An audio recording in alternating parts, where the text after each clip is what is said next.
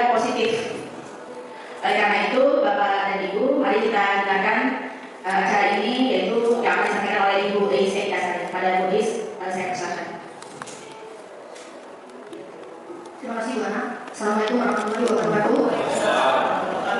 Sebelum saya memulai, saya ucapkan terima kasih kepada teman-teman yang sudah meluangkan waktunya untuk menjadi agen perubahan ya terkait budaya positif di sekolah. Jadi kenapa merupakan salah satu upaya peningkatan kualitas pendidikan nasional, di mana penerapan budaya positif itu tidak bisa dilakukan tanpa dukungan Bapak Ibu dan semua anggota yang ada di sekolah sendiri. Tujuannya yaitu adalah untuk menumbuhkan budaya positif dengan kesepakatan kelas, mengembangkan nilai-nilai profil belajar Pancasila pada diri murid dalam kegiatan pembelajaran. Baik, langsung saja masuk ke intinya. Kegiatan diseminasi di sekolah mengenai pemahaman dan pengalaman budaya positif. Baik. Oke, di sini saya ucapkan selamat datang juga kepada guru hebat. Mari belajar bersama, berkolaborasi dan saling mendukung untuk mewujudkan disiplin dan budaya positif di sekolah yang kita cintai. Konsep utama untuk budaya positif yaitu yang pertama adalah perubahan paradigma belajar, disiplin positif, yang ketiga kebutuhan dasar manusia, keempat motivasi perilaku manusia, kelima posisi kontrol restitusi, dan keenam adalah keyakinan kelas. Ada ketujuh yaitu segitiga restitusi. Baik, yang pertama adalah Bapak Ibu nanti kalau seandainya ada nggak paham nanti ada sesi tanya jawab. Yang pertama yaitu pembelajaran dengan paradigma baru. Pembelajaran dengan paradigma baru dirancang berdasarkan prinsip pembelajaran yang terdiferensiasi sehingga setiap siswa belajar sesuai dengan kebutuhan dari tahap perkembangannya untuk mewujudkan profil belajar Pancasila. Jadi yang dibutuhkan ya Bapak Ibu. Jadi kita nggak bisa betul rata semuanya harus bisa, tapi dia punya cara masing-masing untuk belajar. Nah ini kita sudah tahu ya belajar profil belajar Pancasila ini ada 6 ya. Yang pertama beriman bertakwa pada Tuhan Yang Maha Esa dan berakhlak mulia. Yang kedua berkebinekaan tunggal. Ketiga gotong royong. Keempat kreatif. Kelima bernalar kritis. Dan keenam yaitu mandiri. Yang kedua adalah disiplin positif. Oke.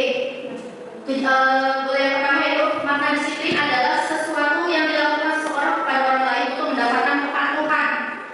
Kita cenderung menghubungkan kata disiplin dengan ketidaknyamanan, ya. Coba kita kadang realisasi, ya, yang namanya disiplin itu kayaknya kita terpaksa melakukan, tidak terlalu menonjolkan itu penguasaan. Dan keempat kebebasan. Istirahat kepala sekolah nggak ada, bebas kita cari makan di luar, ya kebebasan, ya. Kita sebagai manusia emang sih, ya wajar, ya mau murid, mau guru siapapun itu pasti ada rasa ingin bebas. Bebas yang dalam arti tetap dengan aturan yang ada, tidak bebas yang seronok seperti itu, ya. Yang kelima adalah kesenangan, ya. Kesenangan, nah kita kadang butuh refresh, ya. Senang itu beda-beda setiap karakter orang, ya. Ada yang dengan dia cukup bernyanyi, dia sudah bisa menghibur diri dan teman-teman. Ada yang dengan dia berdiam diri semedi, dan itu juga sudah hiburan bagi dia. Dengan dia tidur, itu adalah hobi bagi dia, itu senang. Ya, jadi jangan menyamaratakan kita tuh senang hakiki ketawa, tapi enggak. Beda-beda cara orang menghibur dirinya sendiri dan menghibur orang lain, seperti itu. Oke, lanjut. Tidak terlalu menonjolkan itu penguasaan. Dan keempat kebebasan. Istirahat kepala sekolah nggak ada, bebas kita cari makan di luar, ya kebebasan, ya. Kita sebagai manusia emang sih, ya wajar, ya mau murid, mau guru siapapun itu pasti ada rasa ingin bebas. Bebas yang dalam arti tetap dengan aturan yang ada, tidak bebas yang seronok seperti itu, ya. Yang kelima adalah kesenangan, ya. Kesenangan, nah kita kadang butuh refresh, ya. Senang itu beda-beda setiap karakter orang, ya. Ada yang dengan dia cukup bernyanyi, dia sudah bisa menghibur diri dan teman-teman. Ada yang dengan dia berdiam diri semedi, nah itu juga sudah hiburan bagi dia. Dengan dia tidur, itu adalah hobi bagi dia, itu senang. Ya, jadi jangan menyamaratakan kita tuh senang hakiki ketawa, tapi enggak. Beda-beda cara orang menghibur dirinya sendiri dan menghibur orang lain, seperti itu. Oke, lanjut. Tidak terlalu menonjolkan itu penguasaan. Dan keempat kebebasan. Istirahat kepala sekolah nggak ada, bebas kita cari makan di luar, ya kebebasan, ya. Kita sebagai manusia emang sih, ya wajar, ya mau murid, mau guru siapapun itu pasti ada rasa ingin bebas. Bebas yang dalam arti tetap dengan aturan yang ada, tidak bebas yang seronok seperti itu, ya. Yang kelima adalah kesenangan,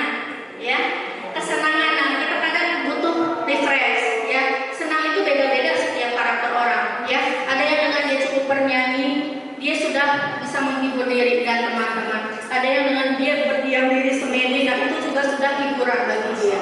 Dengan dia tidur itu adalah hobi bagi dia, itu senang. Ya, jadi jangan menyamaratakan kita tuh senang karena hahaha ketawa enggak. Beda-beda cara orang menghibur dirinya sendiri dan menghibur orang lain, seperti itu. Oke, lanjut. Cara manusia ya. Lalu kita tanya, bagaimana kamu memperbaiki kesalahan kamu? Ya Bu, tadi istilahnya saya taruhnya sembarangan Bu, ya Bu, jadi lupa pas mau dipakai. Nah, terus gimana caranya biar kamu nggak lupa? Ya Bu, mungkin saya taruhnya akan lebih hati-hati di tempat yang mudah terlihat, seperti itu. Ya Bapak Ibu. Lanjut, yang keenam, keyakinan kelas. Oke, keyakinan kelas. Mengapa sih keyakinan kelas? Mengapa tidak peraturan kelas saja? Ya, kalau peraturan kelas itu seperti apa ya? Faktor ekstensif, harus dan harus buat perintah. Tapi kalau keyakinan, ya, keyakinan itu emang datangnya dari warga kelas itu sendiri. Tapi keyakinan itu jadi kayak itu seperti biasa seperti tertib kelas atau seperti piket, jadwal piket, jadwal mata pelajaran. Sampingnya adalah keyakinan kelas. Keyakinan kelas itu sifatnya gini. Jadi melibatkan warga kelas itu sendiri. Kita kesepakatan yuk. Ya, kata-kata itu sama aja hanya Bapak Ibu. Jadi sebuah keyakinan. Biasanya dia kalau kita di kelas tuh kalau guru baru masuk kita berdiri semua gimana? Kesepakatan. Kita ucapin selamat pagi Bu. Kita bikin senang gurunya. Itu keyakinan, kesepakatan. Ya, lalu tolong dong. Kita tahu nih si ABC ini kan sedang main game. Tolong hargai gimana kalau kita bikin keyakinan kelas. Ketika guru ada di kelas tidak boleh ada yang megang handphone atau langsung dipukulkan tanpa harus ada perintah khusus. Gimana dia enggak? Aku mau nggak setuju. Gimana kalau kita putar saja yang begitu dulu? Gimana dia? Nah itu kita ya. Kita tanya dulu proses kegiatan cepat dari kitanya. Kita hanya memfasilitasi. Lalu kita sampaikan. Kamu tentunya punya alasan kenapa kamu berisik di kelas. Seperti itu. Jangan tunggu langsung kamu berani ribut terus di sini pulang enggak. Nah, nanti kamu jam istirahat atau ada waktu kapan ketemu ibu ya, kita ngobrol. Kita tanya dulu tentang identitasnya dulu. Kamu tahu apa yang sudah kamu lakukan, kenapa saya panggil? Dia siapa yang jelas. Lalu kita tanya, kenapa kamu lakukan itu? Oke, lanjut. Sudah menstatuskan identitas, berarti kita validasi tindakan masalah. Wah, ini kalau saya bangunnya lagi Bu, tadi kita menurut saya tuh keluar-keluarin gitu. Seperti itu. Ya saya rasa dong Bu, udah saya biarin aja keluar aja bajunya. Oh iya, Ibu juga kalau di posisi kamu, Ibu juga kesel. Ya makanya, tapi kan gak begitu juga kamu biarkan diri kamu berantakan dengan baju yang tidak sesuai aturan. Kita validasi tindakan masalah. Ya, kalau baju keluar itu tidak ada di aturan. Ya, dan kamu sudah bisa kesepakatan kelas untuk menjaga ketertiban di kelas. Seperti itu. Ya, jadi kita validasi, kita memposisikan diri seperti murid itu. Ya, setiap orang pasti pernah melakukan kesalahan atau kita merasakan posisi dia. Ya, ibu juga pasti kesal kalau baju ibu udah rapi, dikeluar-keluar di teman-teman. Memang teman kan suka ada yang sering Bapak Ibu ya. Oke, lanjut. Nah, kita tanya lagi, adakah cara yang lebih efektif untuk mendapatkan apa yang kamu butuhkan? Terus gimana? Kalau kamu biarin aja baju itu buat diawasi sesekali tadi atau buat sesekali tahu dua kan dibuat. Terus satu lagi tanya dia. Terus kemudian kedua,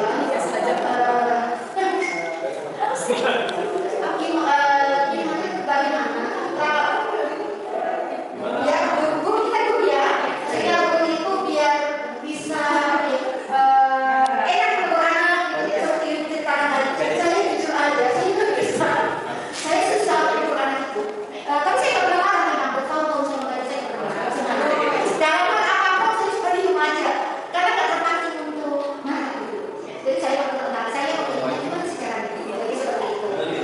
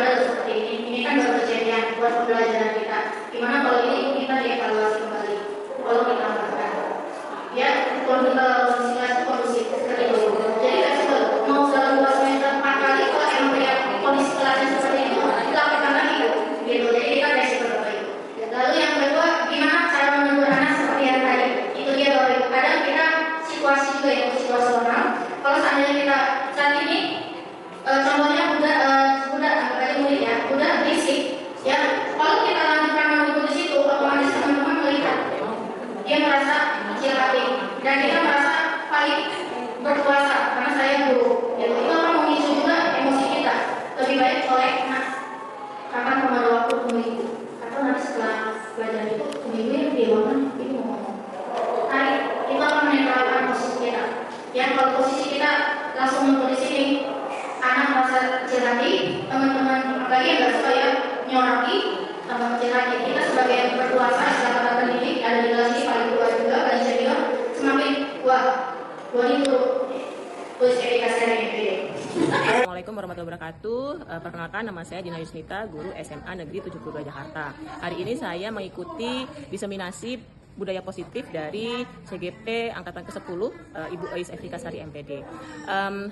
Yang bisa saya sampaikan adalah saya sangat senang karena paparannya menarik dan juga berguna untuk kehidupan terutama dalam lingkup pengajaran di SMA Negeri 72 Jakarta karena berfokus pada segitiga restitusi yang menempatkan siswa itu menyadari jika sebenarnya bukan pada siswa saja ya, tapi pada orang yang melakukan kesalahan itu menyadari kesalahannya. Assalamualaikum warahmatullahi wabarakatuh. Waalaikumsalam warahmatullahi wabarakatuh. Yang saya hormati Bu Ois selaku calon guru penggerak di angkatan 10 ya, serta Bapak Ibu semuanya.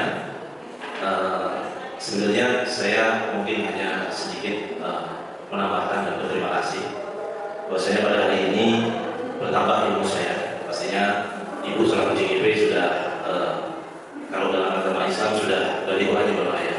Artinya menyampaikan walaupun satu materi tetapi satu materi ini dalam setelah ditelaah.